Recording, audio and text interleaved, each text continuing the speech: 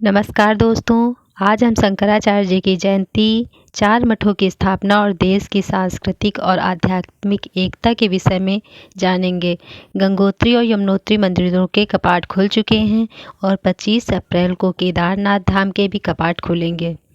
और इसी दिन 1200 साल पूर्व जगत गुरु शंकराचार्य जी का जन्म 788 ईस्वी बैसाख मास शुक्ल पक्ष की पंचमी तिथि को हुआ और इन्हीं ने हमारे देश में 4 धामों की स्थापना किया था। आदि शंकराचार्य को 8 वर्ष की आयु में ही चारों वेदों का ज्ञान हो गया था। इनका जन्म दक्षिण भारत में नंबूदरी ब्राह्मण कुल में हुआ था। आज इसी कुल के ब्राह्मण बद्रीनाथ मंदिर के रावल होते हैं। ज्योतिर्मठ के शंकराचार्य की गद्दी पर नंबूदरी ब्राह्मण ही बैठते हैं। उन्होंने 32 वर्ष की आयु में ही समाधि ले ली थी, परंतु इस कथन पर कई तरह के मतभेद हैं। आदि गुरु को अल्पायु में ही सभी वेदों का ज्ञान हो गया था। उन्होंने संपूर्ण भारत की यात्रा की और चारों दिशाओं में 4 पीठों की स्थापना भी की और यही आज के 4 धामों के रूप में जाने जाते हैं।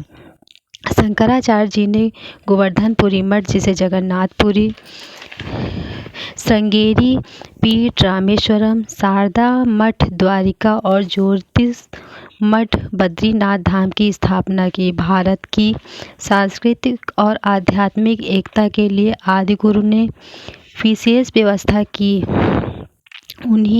उन्होंने पूर्वी भारत के मंदिर में पश्चिम के पुजारी और पश्चिम के मंदिरों में पूर्व के ब्राह्मण पुजारी को रखा।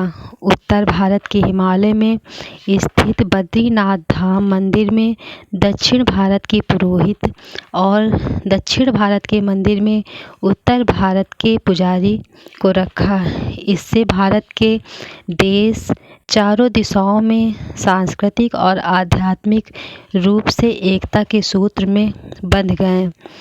धर्म और संस्कृति की रक्षा हेतु शंकराचार्य ने 10 नामी सन्यासी अखाड़ों को देश की रक्षा हेतु बांटा। इन सन्यासियों की पहचान इनके पीछे लगने वाले शब्द से होती है। उनके नाम के पीछे वन, अरण्य, पुरी, भारती, सरस्वती, गिरि पर्वत, तीर्थ, सागर और आश्रम हैं। इनके नाम के अनुसार ही इनकी जिम्मेदारियों को भी बांटा गया है।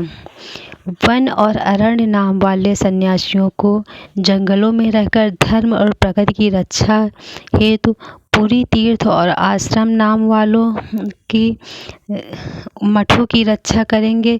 भारतीय और सरस्वती नाम वाले देश के इतिहास, अध्यात्म, धर्म ग्रंथों की रक्षा करेंगे।